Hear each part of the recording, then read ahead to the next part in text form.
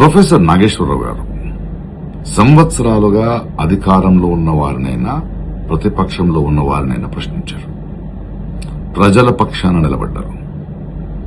కానీ ఆయన మాట్లాడిన మొత్తం విషయాన్ని పక్కన పెట్టి అందులో ఒక లైన్ మాత్రమే పెట్టుకుని సోషల్ మీడియాలో ట్రోలింగ్, కేసులు, బెదిరింపులు.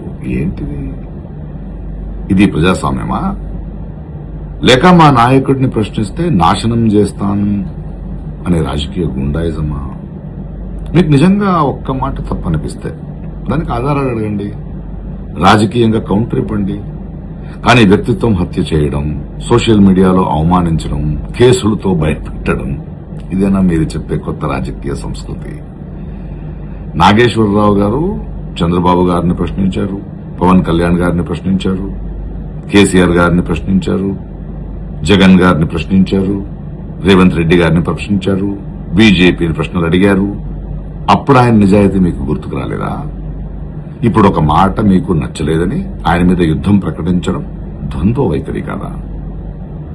ప్రశ్నించే గొంతులను కేసులతో మౌనం చేయాలని చూడడం ప్రమాదకరం. ఈరోజు నాగేశ్వరరావు గారు, రేపెవరో.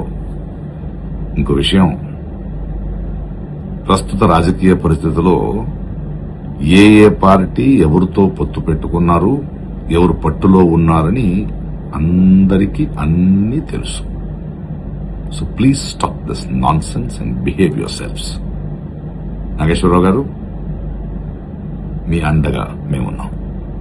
Keep up the good work. Please subscribe dot news.